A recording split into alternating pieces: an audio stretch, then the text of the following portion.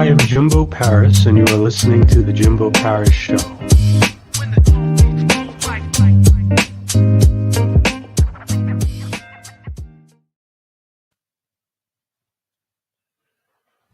All right.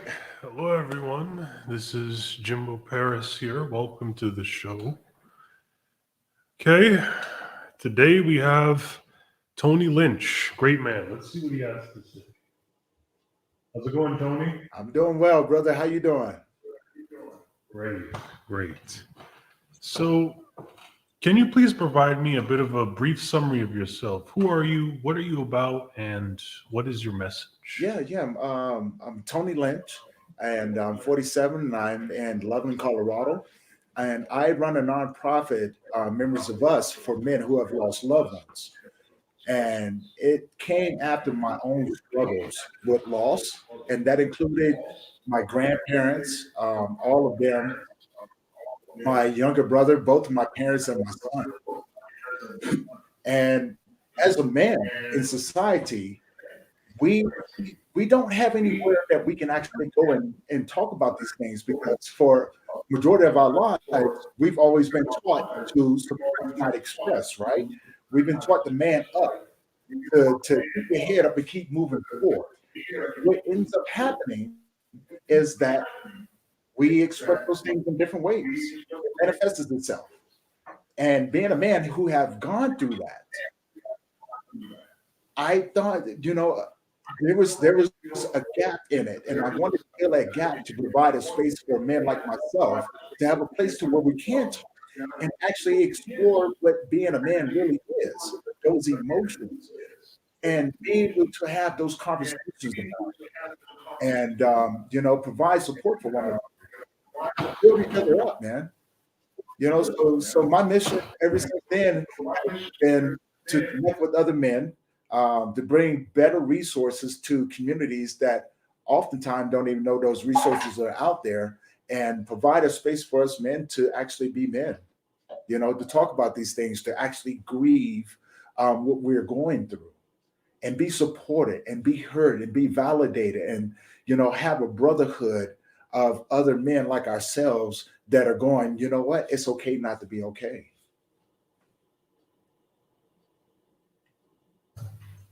And you mentioned brotherhood. How did you begin building this brotherhood?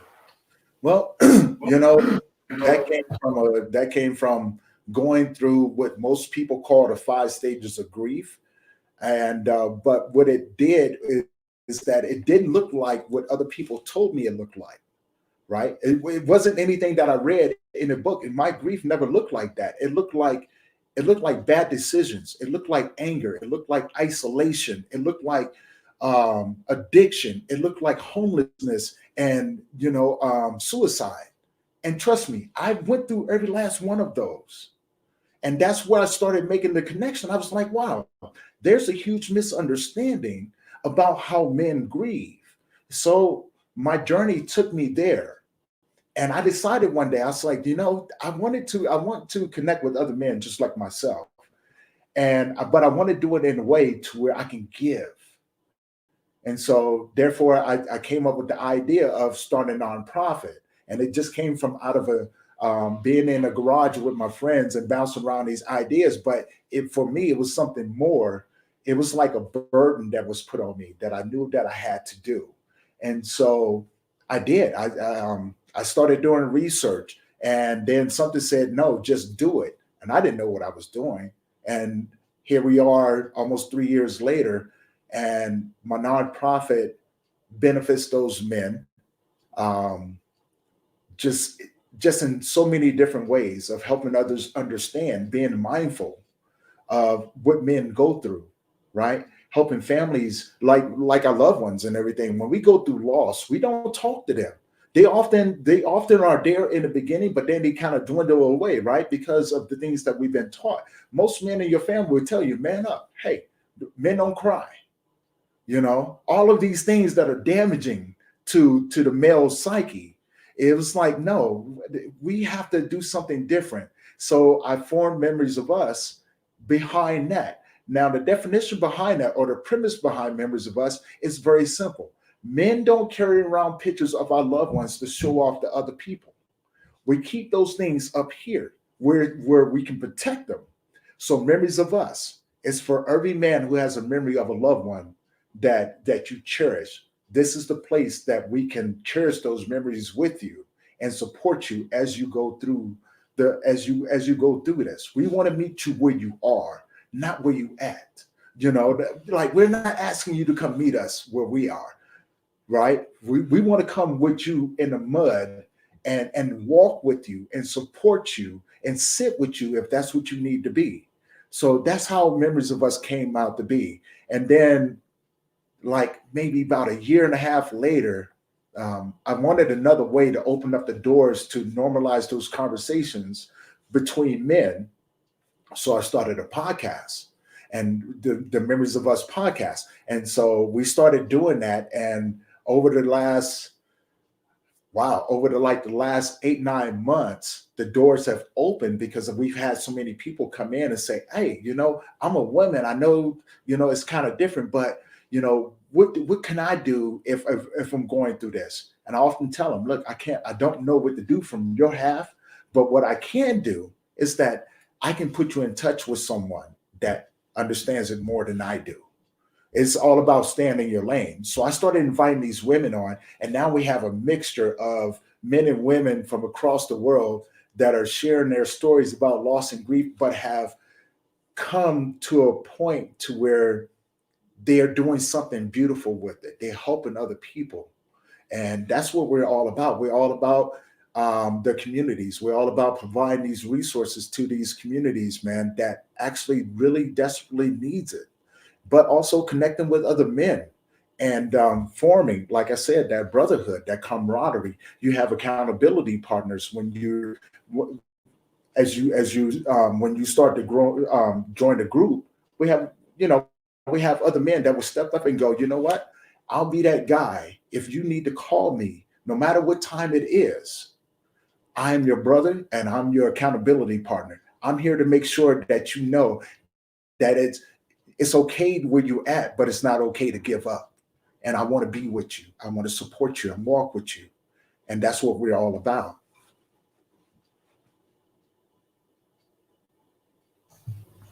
And sort of, how did sharing your story help you personally when you were explaining it to other people? Do you think being a voice for others kind of helped to strengthen you too as a man?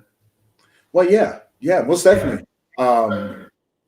There's nothing more powerful than feeling the healing power of someone that actually gets it, right? Especially another man, someone that I can relate to. So every time I do this, yes, it's part of my healing because it helps me understand how to help the next man, because we all grieve differently. Now I can base everything around my experiences and the vastness of it, but it still doesn't provide what the next person may need. It's just opening up doors for me to understand better the walk that we do. We develop these tools, these universal tools that can be handed down to someone. So yes, every time I share my story with someone, it helps me to remember why I do what I do, because my story is not about me. My story is there to help someone else, to be their survival guide as they start to navigate through this world, right? The next man going through it, just like hunters and gatherers and things like that. We share these stories because we want someone else to not feel alone. We want the next man to come in and go, you know what? There's a better option than suicide. There's a better option, than addiction and things like that. You just have to be around the right people. You have to identify your community, and that's what we are. We're a community of men that have walked this walk and have just had it up to here with that whole man up thing and said, you know what? Instead of man up, we want to help you stand up. And so we lend out that helping hand. We're not here to give you a hand up, a hand out. We're here to give you a hand up. The rest of the work comes from using those tools and reaching out and being vulnerable and wanting to connect with other men just like yourself, because the world is different when you start to go through that. And I say that from a place of, we all lose our parents at some point in time, right? It's something to be expected. Now, when a parent loses a child, like my father lost my younger brother, and I lost my sibling, well, his world changed too. It was different. And I didn't understand that until later on. I lost my child. Then I realized that, wow, the world is not, it's not the same for me anymore. And I wanted to build a tribe. I wanted to find my tribe of men that understood the language that I was speaking. And I wanted to be in that group because I wanted to make sense of my life now. Because, when you go through things like that and you're left alone in this world, life can be real confusing for a man. On one hand, you want to run, you want to destroy everything that's about you, right? And everything that's around you. And that's initially that's what we do. Now, when you're taught to suppress those things, now it becomes an inward type of destruction, because now we don't have any outlet because we're so used to people telling us, what's wrong with you? Yeah, why you crying? Or our favorite one from when we were kids, keep crying or I give you something else to cry for, right? What do you think you're telling us men when we get older? It makes us really bad husbands and boyfriends and things like that, right? Because as soon as your girlfriend or your wife or someone tells you, what's wrong with you, the first thing that we do is go, well, if you don't know, then I'm not going to tell you. So therefore, I'm just not going to tell you, and I'm going to deal with it my own way, because no one cares about what we go through. No one. That's why we never reach out, because we feel that way. No one cares about, we're a man. Who am I supposed to call to? Who am I supposed to reach out to? No one cares about what I'm going through, right? That's where Memories of Us Stand comes in, because we do care about what you're going through. We want to listen to you. We want to be there in those hard moments, because for one, each and every last one of us have been there, and we know what it feels like to be alone and feel like the world is against you, and the only way out is, I'm going to take my own life. And that's why the suicide rates between men are so high. It's because we deal with the same things that other people do. We just don't have an outlet to deal with them the way that we're supposed to, in a very healthy way, and be surrounded by other men that actually care. So I noticed you were using two words. You were saying find a tribe, but also find an outlet.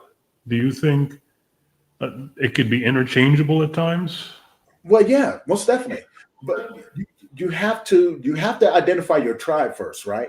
Because think about this: when you think about loss, think about the realm of possibilities, things that you don't normally think about, like losing a brother.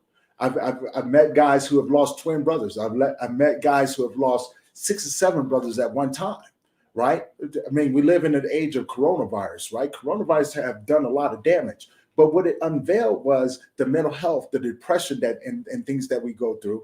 It unveiled the childhood trauma that we experienced that actually started that transition to us being the men that we are today. So yes, you have to identify your tribe. You have to be around men that actually get it. You have to be around men that will actually look at you and go, you know what, my brother? I hear you.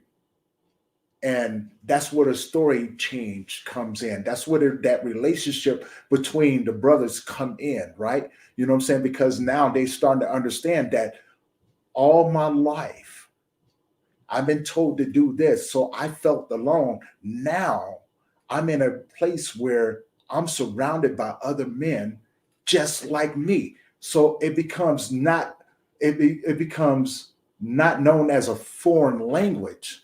It becomes as a language that we all speak, because we don't mind talking about the losses. We don't mind talking about those emotions when, you know what I'm saying, when we had those nights where we couldn't move because the grief and the pain is so deep.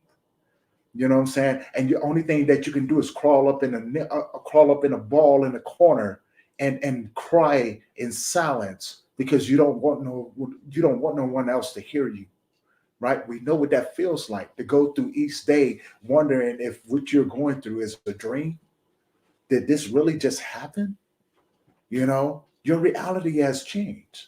So finding your tribe kind of intertwines that reality that you're now living. Everything has changed, right? So now you want to make sense out of it. That's why there's a huge misunderstanding between it because when that happens, you speak a totally different language. You want to talk about that loved one, right? There's not a day that don't go by I don't talk about my mother or my son, talk about my brother, my father. All of these people who embedded these beautiful memories in me taught me so many great skills in this life in order to survive. I had to learn the rest of it through their loss, right? How to appreciate this life a little bit more, because we understand how precious it truly is, right? We understand what it's like to have your last words not be the last words that you want to speak. So we make sure that the words that we speak to you are out of caring and loving and respect because we don't want to regret that, right? So you always talk to people in a way that if this was the last conversation that we had, I want it to be the best conversation that we had. I want you to know that I love you, that I care, and and you just take it from there, bro.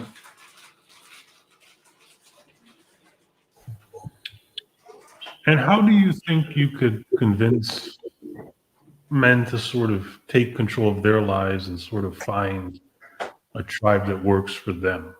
How do you kind of push men out of the initial, I don't even know how to describe it, maybe barrier of resistance?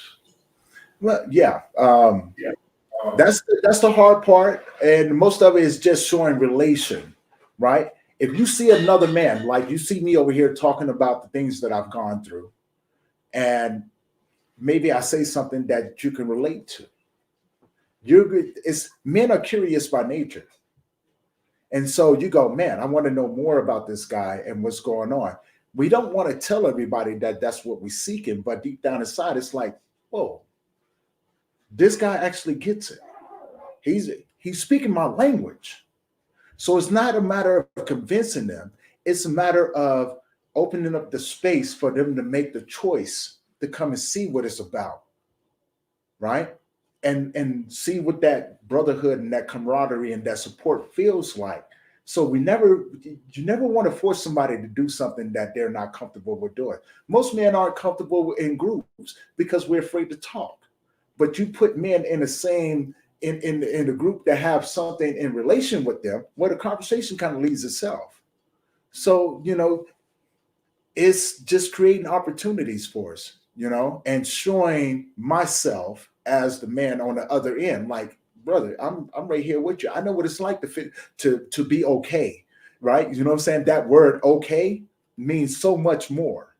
And I'm pretty sure you probably heard this before. There's a video floating around somewhere where the guy was talking to other men and he was telling them basically, like, yeah, we've been told all of these things. So when you tell me that you're okay, guess what, brother? I'm okay too.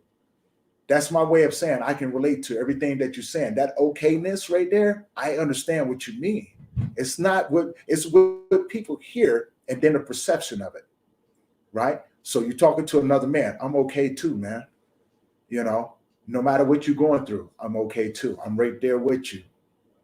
So you tend to attract those people like that. And that's where you build that tribe.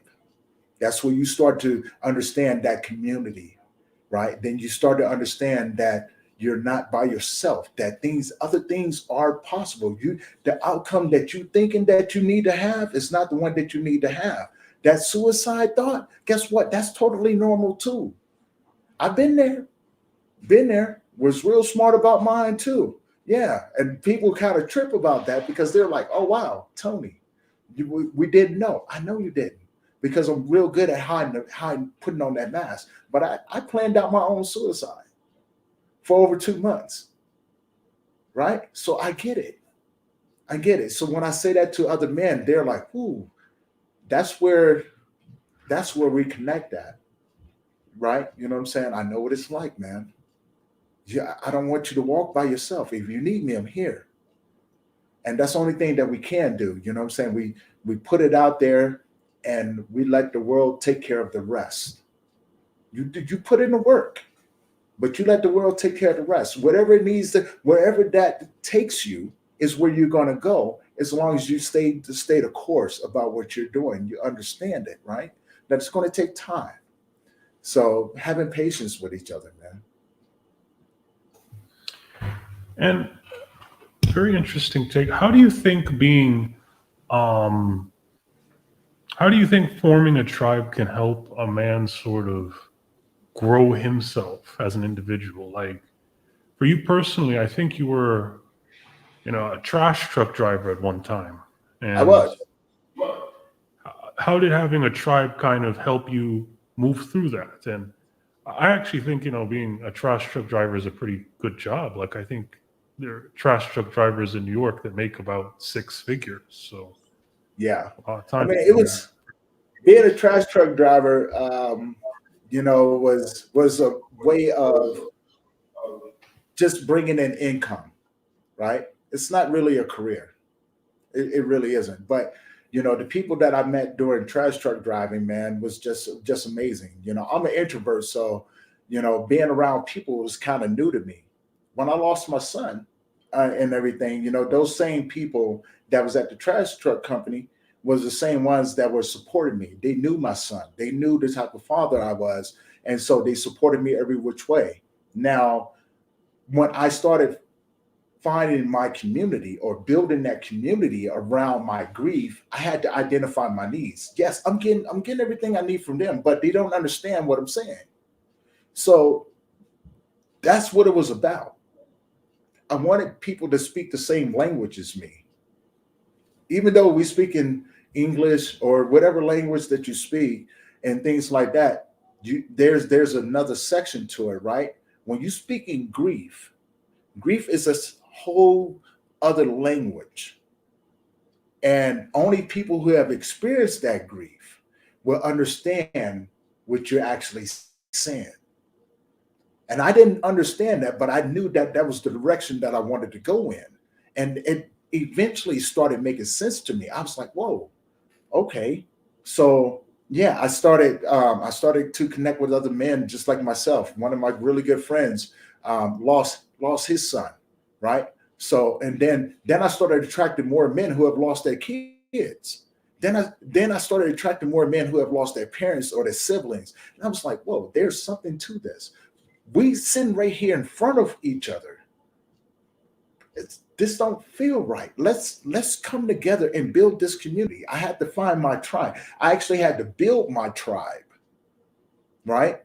And that's just turning on the light that's saying, hey, all you men out there like me, we're welcome here. Please come join us. And those men slowly but surely started trickling in. And that's where everything formed. Like some things you just have to let do what it you have to plant the seed and let the seed grow. And so that's what it's all about, is plant that seed and letting your tribe find you, be that beacon of hope for them. And what it benefits from the men, it helps our conversations out, man. It changes the conversations that we have with our family and friends, right? Because no longer do they have to worry about wondering what you're going through. If you're honest, if you're authentic in what you're saying and truthful, you can tell a person, today I'm not okay, man. Today I'm really struggling. And that way the other person can listen to that and go, okay, I don't have to wonder, what do you need from me? It becomes, what I'm saying, you need someone to serve you, right? In order to receive what they're giving you. You have to be open to that. And so these men that, my friend Josh and everything, that's what we do, man. We serve people. That's all we want to do, is serve and help other men find that courage to stand up, cry if you need to, scream at the top of your lungs, but connect with us. Don't be afraid to reach out and go, hey, I need some help. you know.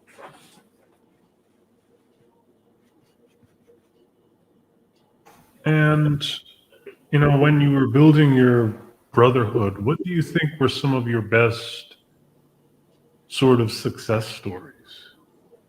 Oh wow. The podcast would be one. The podcast, that's the greatest success story. Like everyone is still playing out their stories right now, right? Because grief is not one of those things that stops. It continues. But seeing the things that come out of it, like watching my good friend Josh, and we built the podcast studio. We built Memories of Us, probably one of the greatest memories I've ever had, because these guys, we all could relate to one another and said, you know what, I want to do something more, and of course we do have those success stories that come out of it, but it's still ongoing. So I don't want to jump the gun too fast in those areas, because it's step by step, but I do see men and other groups that I've helped form, um, start to think about the possibilities of having another family or getting married again, the possibilities of love, having someone with them, things like that. And some of them, they still on the fences, they still go, they still teeter-totter, right? And on one hand, they go, you know what, I love the support that we're getting. But on the other hand, you have that one voice in your head that says, hey, let's be done with this, right? And so it's it's a matter of just being there at the right moments with them, man. So they understand that voice that's over here, we all hear it. You know what I'm saying? I'd be a lie if I told you that I didn't hear it all the time. There's a voice in my head that tells me all the time, hey, you might, if you do this, you wouldn't have to worry about this, right? But then there's a stronger voice in me that goes, you know what? I do this not for me, but for the next people who come along. I'm here to serve, right? And I want to give that away. So I always create those opportunities or search for those opportunities to give these tools away to the next person. However they accept them, I don't too much worry about that. They accept them when they need to, right? So we have to be mindful of those things. Like as much as we like to try to control these things, some things you just have to let other people figure it out, and just provide those things that they need along the way.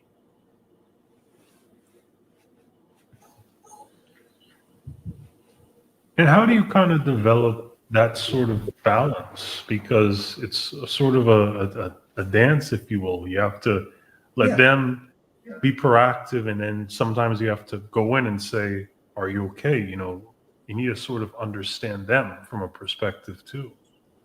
Yes. And that's a huge thing. So I practice what I call I over E. So intellect over emotion. Anytime I engage with someone who is going through trauma and loss and grief and all of those things, I'm I remind myself I'm just a visitor. My story don't have any place in here.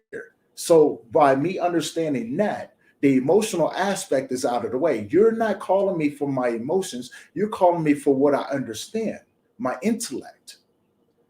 And so when that part takes over, I can look at a situation and go, I understand where you're coming from. How about these are some things that I have for you? Try these out, right? And what we're going to do is that we're going to sit down. We're going to come up with a game plan. We're going to set you with people that's going to hold you accountable.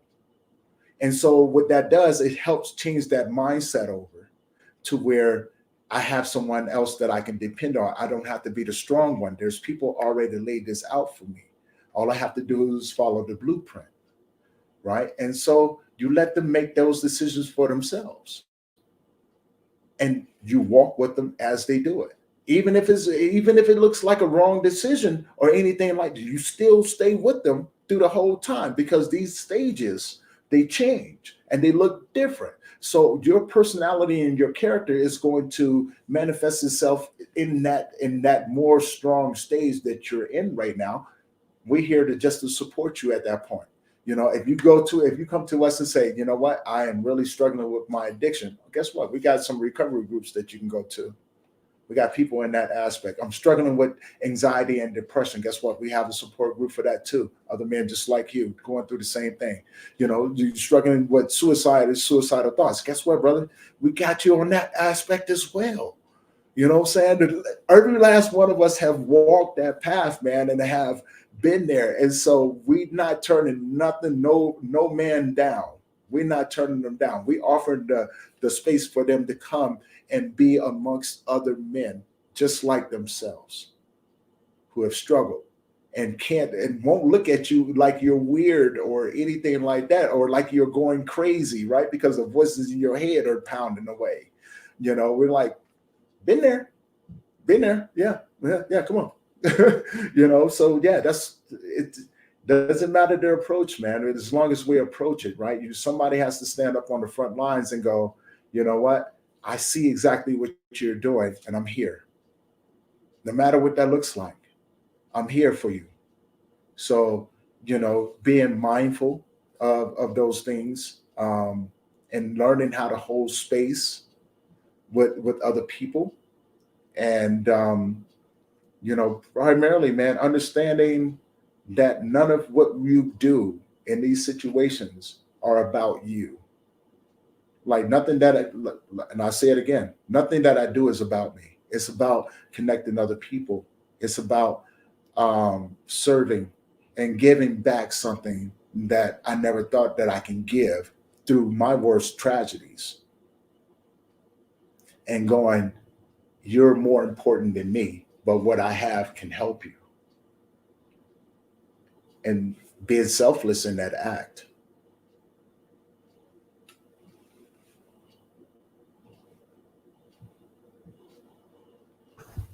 You come across as a very selfless person, and I didn't want to say this too early, but you give me a very pastor vibe. Do you get that from people a lot?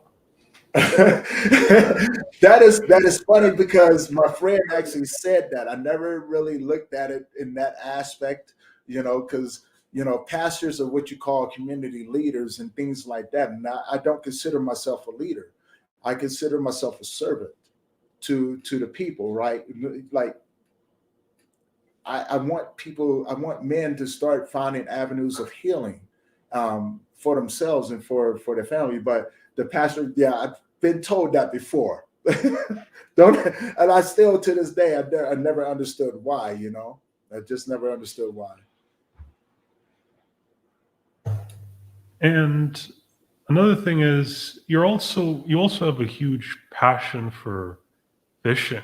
Do you think that was one of the ways that you kind of overcame your own personal grief by discovering your passion? Do you think this type of sort of working with a tribe can help men sort of discover their passions and their purposes too? Yeah, in a lot of ways, yes. Um, in some ways, I'm still figuring it out. I'm still going through my grieving process. I just may view it a little different than most people. That's all. And that comes with it. No, I never jumped up one day and said I wanted my whole life to be wrecked apart, right?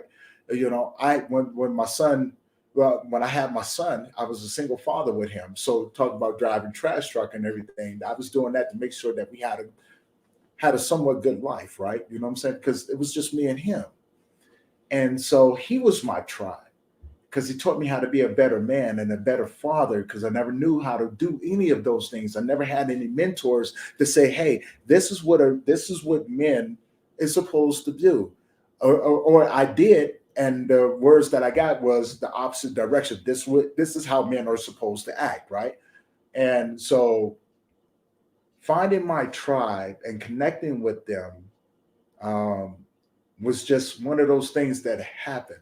I wanted to build something, just didn't know how I was going to do it. I didn't even know how I was going to connect with these men.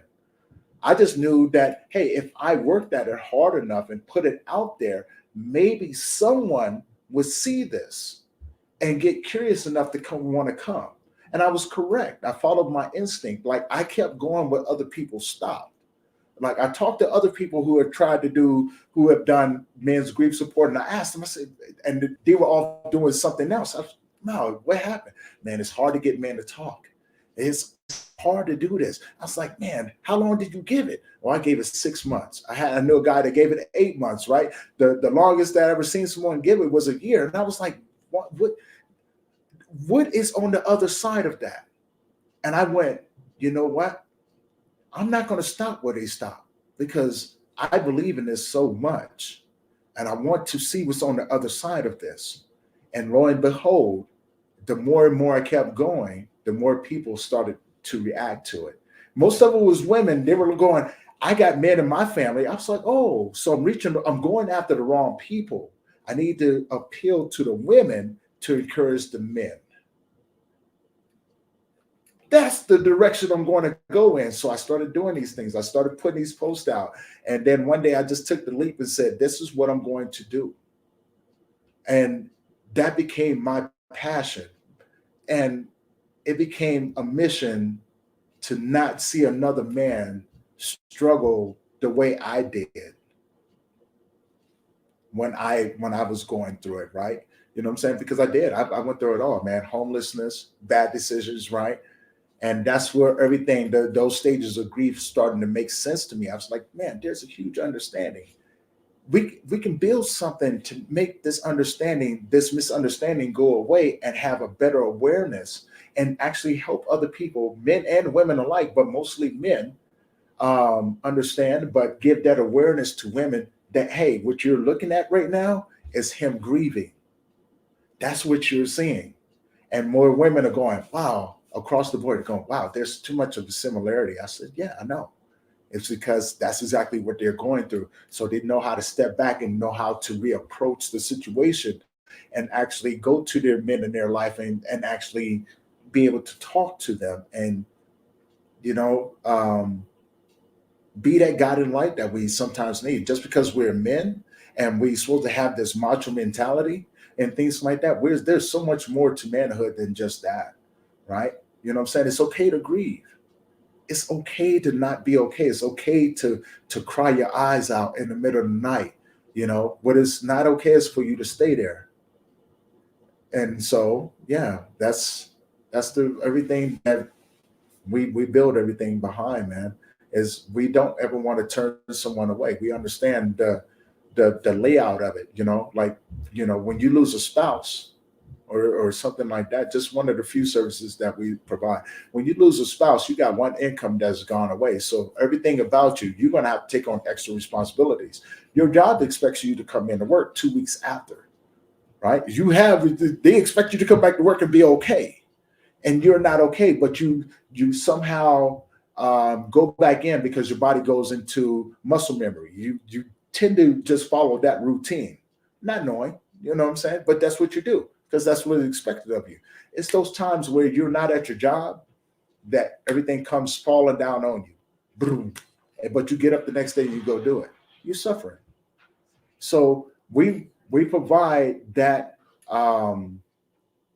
that support, which allows us that time to actually process what's going on, get to a place to where we may be comfortable, but you don't have to worry about all the other stuff. That's where we step in at and go, you know what, we're going to take care of this for you.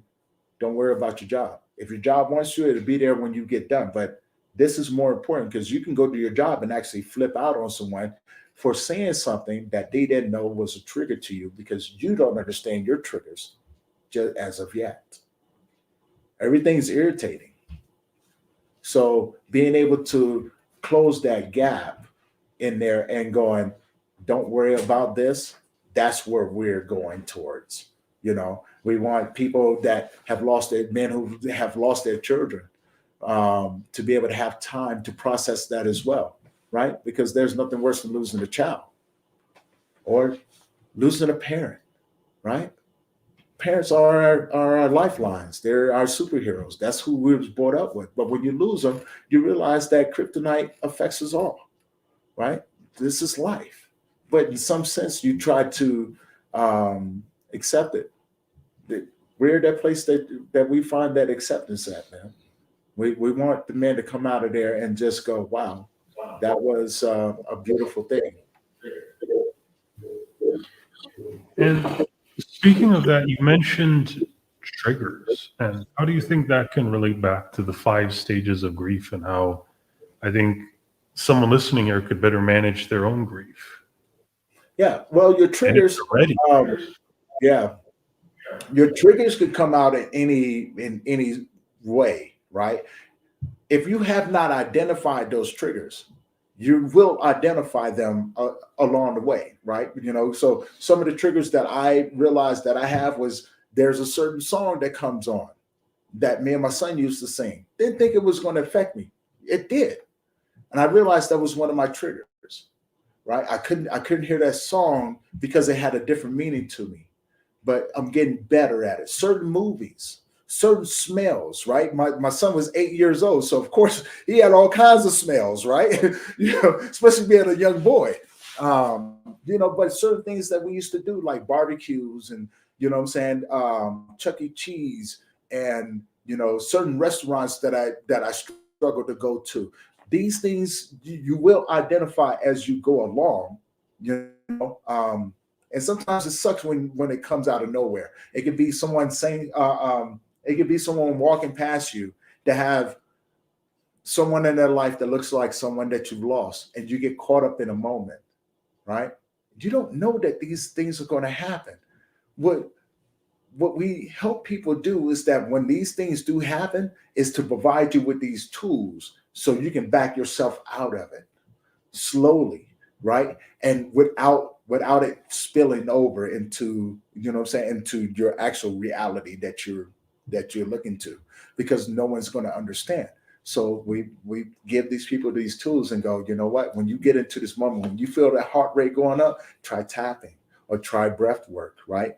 Try latching on to a great memory of that person that's going to make you smile. Whether if you laugh out loud, that hey, that's all, do it, right? So it's understanding those when they come about, and being more self-aware when you're in these situations as well, right? Because it can get pretty tricky. It can get pretty tricky, and I've been there.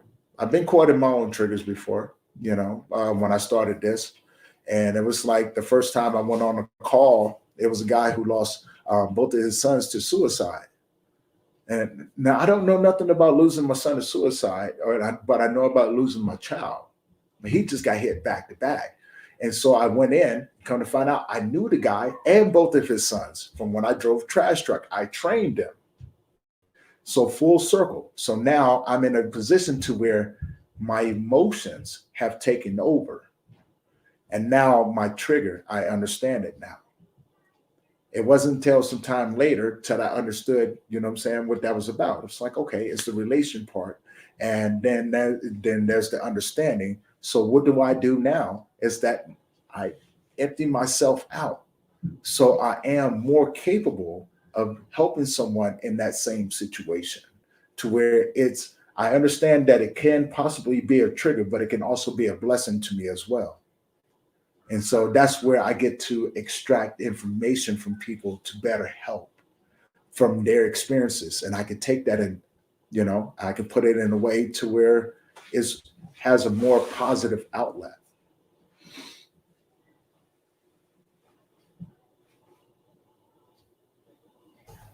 explaining the whole grief thing, it seems like grief is your main key focus and helping other people deal with their own triggers. So, what sort of motivated you to start your own gym in a garage? Great question. My son actually.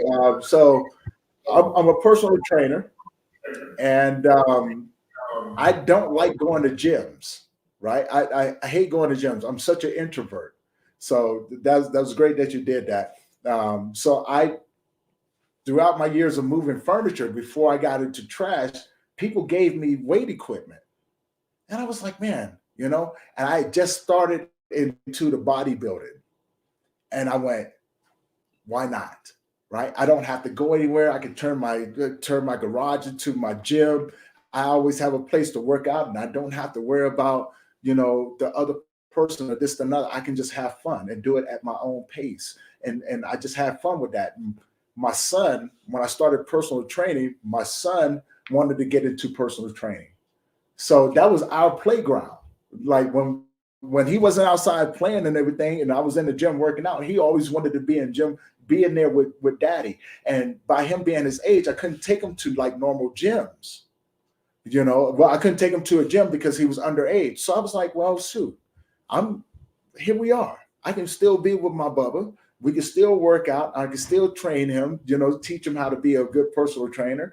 And so when he passed away, that grief aspect of it, no one ever taught me about it, right? It wasn't until, I got curious enough and I started asking myself, what is this? No one taught me about grief. It wasn't something that I woke up one day and said, oh, this makes perfect sense to me, right? This is grief. I'm grieving. No, I had to learn, man. I had to learn. I was like, I used to just watch people and I go, what is this? And then I always hear this word, grief. You're grieving, Tony.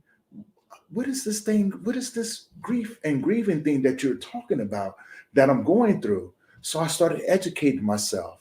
And most of it was things that I had already put together, but I got into the books. I started looking up the 5 stages of grief. I started looking at the definition of grief, of coping with grief. I wanted to surround myself with people who had walked it, but the problem is that I couldn't find anyone. I couldn't find anyone that was going through what I was going through or could relate to it from a different perspective. So I'm going, okay, I'm going to have to figure this out. If not, the next time that I attempt to take my life, I am going to be successful. And I need to know everything about this. So I started just digging into myself and I started to develop that relationship, a very intimate relationship with my grief, with those losses. And it made more sense to me the further and further I went down the path. But it wasn't until I went down that dark road and got trapped into that dark tunnel, that dark well, and had to get myself up, did the true knowledge actually reveal itself to me. And I went, wow, this makes total sense. And I didn't know what to do with it, right? Because now I know all of this stuff. I have a better understanding. What am I supposed to do with it? So the grieving, okay, so what am I supposed to do with it? I'm going to give it out. I want to connect with other men and I want to share these things. I was excited. Now, the first time you do that, I failed at it. I failed at it a whole lot of times after that too, right? And it was frustrating, but something just said, keep going. Keep going. And the further I started going, and then I got into podcasting and hearing all these other stories, I started to understand a lot more. I started to learn, and it was like, whoa, I wonder if there's anyone else out there that sees these same things. And that right there was my driving force. It was like, I'm going to stay on this path and I want to impact as many people as I possibly can in a positive way and connect with these other men as I go along.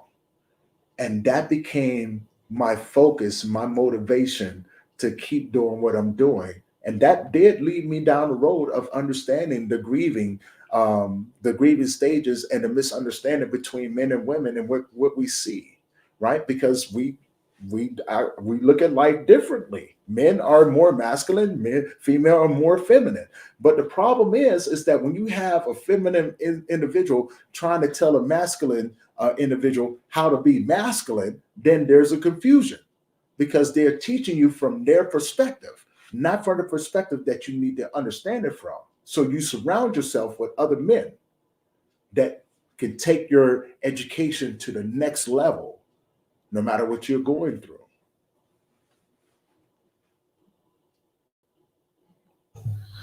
Excellent. And, speaking of education, your book, 50 Shades of Chicken. How do you sort of educate people there? That's not my book. 50 Shades of Chicken is not my book. No, I What book think is that? someone else's. No, Okay. I haven't written a book yet. Okay. That would have been interesting if you wrote. I got that completely wrong. All right. But No, why hey, would it's you? Why did totally you do a fine. post on that? What's that? Oh, why did you bring it up then? What, the 50 Shades of Chicken? I never brought that one Yeah. up. No, I never brought that one up. That was a oh no. That was a I had a person on my podcast, Bobby. That's his book. And so yeah, I talked about it Jesus. in one of Okay, my I got that completely wrong. Okay. Yeah. Let's back, yeah, no, back no, no, you're perfectly fine. He was writing a book, and I actually promoted it on one of my podcasts. And so then yeah, so I've been just trying to help him out. So no, that was not my book. Okay. Well, okay. That Let was me a say great book this. to have. Okay. Oh Yeah. no, you're If you good. were planning on writing a book, what would the book be? It will be memories of me, and that's something that I'm still working on. And it's just going through the motions of my life. So it would be more like a memoir of the things that I've gone through. When I first, now that I'm older, when I first realized what my first experience with grief was watching one of my neighbors, her twin sons was burned alive. And then shortly after that, at the age of 6 years old, when I was molested by my mom's friend, my mom's neighbor, when we were her son, right? And then taking that journey from there and becoming an angry kid. I was still an introvert. I was just became an angry kid, and I became very protective over my life and the people that are around me.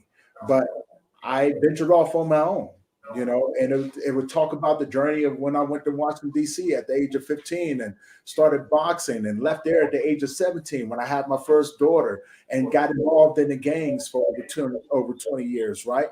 And how everything kind of coincided with one another, and how I got to where I am now. So those adventures, those stories, the people that I've met, that was such an impact that helped me be the man that I am now. So it would be a memoir of that life right there, and then the goals that I've set forth to be better be a better me, to continually find my a more authentic self even through the traumas.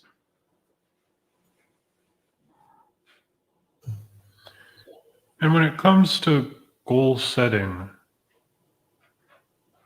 how did you begin setting your first goals in life, and how do you advise other men on how to begin moving forward and setting goals too after dealing with their struggles? When setting up, the first step you got to do is set up personal goals, right? Something that you want for yourself. So I know that I wanted to be better. And so I used to write these goals down, like, what do I need to do to be better? And I started formulating from there. At first, in the beginning, it was hard because I didn't know what my goals were, right? When I first started this, I didn't know what my goals were. I didn't know that. I didn't think I was going to see it reach its full potential. So it was like, I'm going to keep it local, I'm going to keep it small, and just reach an X amount of people. Well, one thing about that, when, I had the goal up here, but I never wrote it down. So since I didn't write it down, it left it open for interpretation. So I started looking at it, and started seeing these things. And I went, okay, well, I'm going to write a goal today to tell myself I'm amazing. That was the first thing. Change the way I talk to myself. I'm amazing. First thing I say in the morning, I'm amazing. The second thing is thank you. Thank you for allowing me to get up to see another day. Have gratitude. So always make a goal to have some sort of gratitude throughout your day. What are you grateful for? Think of these things, you know what I'm saying, in a more simpler way. You woke up this morning, you're breathing, you got your eyesight, and you know what I'm saying, you're able to talk. One thing about that one main focus is that you got up this morning. So everything else is a blessing to you. So I started doing those things. And then I went, as time went on, I went, you know what? I want to talk to at least 10 people a week, just so I can train myself how to talk to people. Because mind you, I'm an introvert, right? I don't like talking to people. I want to talk to 10 people this week. I'm going to answer every phone call that comes around, whether if it's spam or not, just so I can get used to picking up the phone. So therefore, you know what I'm saying, when I do take this journey, I don't want to miss a phone call, because that one phone call can be the difference between somebody, you know what I'm saying, having a good day or having a really bad day. I want to make sure I don't miss that. Then I want to surround myself with people, successful people, that can teach me how to be successful at what I'm doing. And so I did. I started doing it. Those were the goals that I started making over time. Now I get up every day and I go, okay, I know this is what I need to do. I already have 50 things already lined out. And after I get done with those 50 things, I create another 50 things. Like, I don't sleep until those are done. So I can get 100 things done in a day in my 24 hours and possibly not even sleep, right? Because now my mind is focused. What is my main goal? Well, I want to be I want to be the number one place that people come to for grief support. I want to have a network of people to where, whether you're a man or woman, even though my main focus is on men, I want to make sure that the women in our communities also have the support as well. I don't want to leave no one out. I want to be on the front lines. If you need me, I want to be there. If you call me, I want to answer the phone. If you say that this is what you need, I want to be able to provide that for you. So to become one of the main goals is to become a better servant to the communities, right? I want to. That's real simple things that carry the weight across the board. But also want to set the bar so high that the next people that come behind me have no choice but to be better at what they do, because I want to provide a service that is top notch, right? So I want the people that, when I'm dead and gone, I want to hand this over and know that they're going to take that torch and they're going to improve on it. They're going to make it better. They're going to, you know what I'm saying? They're going to see that vision and expand on it. Because, like I said before, none of this is about me.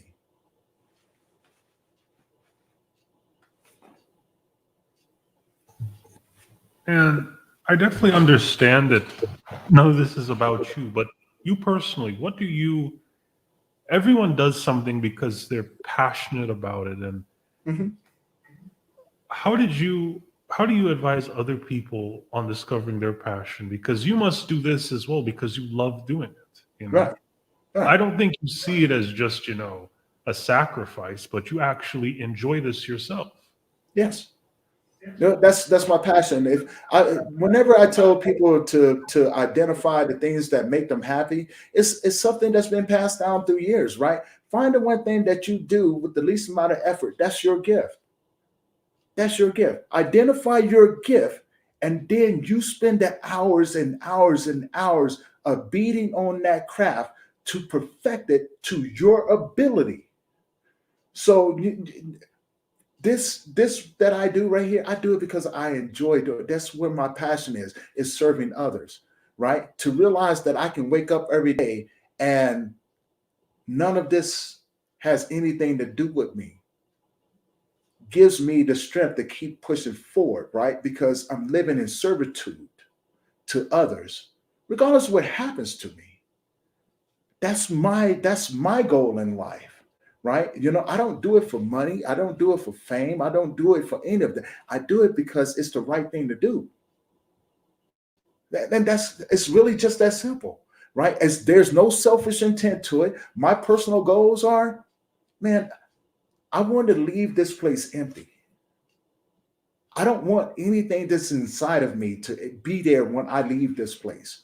When I go and stand in front, whether if you're religious or not, I believe in God. I just don't believe in religion, right? I believe in God. When I go and stand in front of my Father, I want to look at Him and say, "Did I not serve well?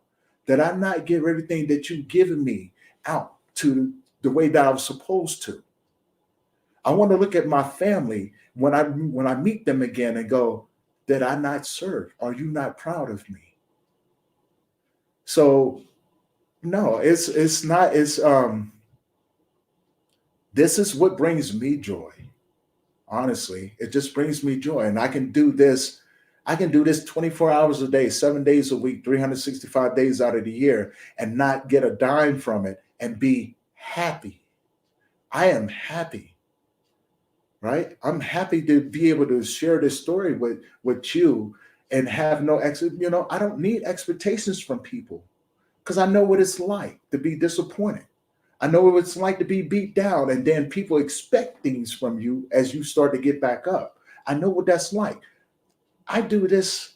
I do this because I enjoy doing it. I really do. And I know it sounds kind of rare because everybody's like, well, there's always something, right? There's always some selfish aspect to it. For me, no, man. Tomorrow may not come here. I have no time to be selfish.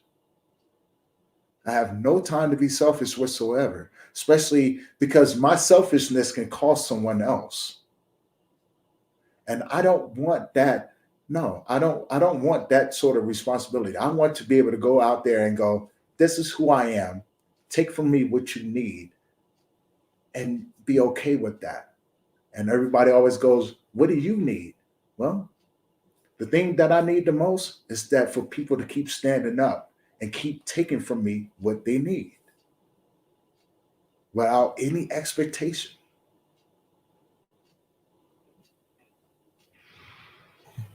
Great.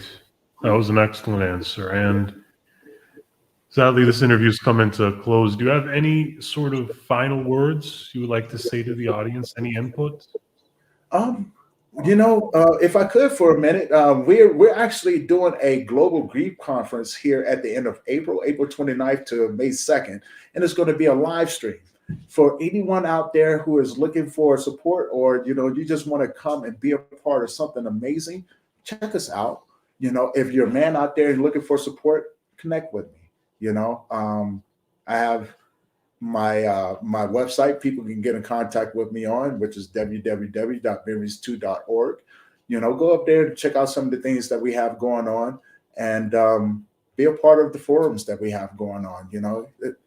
Our goal is to make sure that you're okay. So come up there and check us out. All right. Thank you, Tony. Thank you. And guys, this is from my end here. Make sure you buy Allison Roberts' book. It's a great book coming out. All right. Thanks again. I'm Jimbo Parrish, and this is the Jimbo Parrish Show.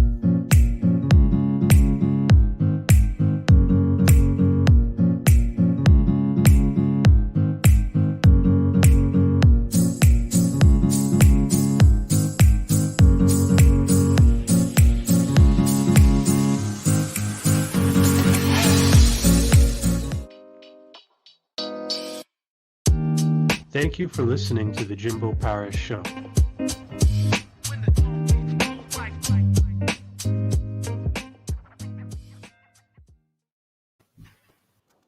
Awesome.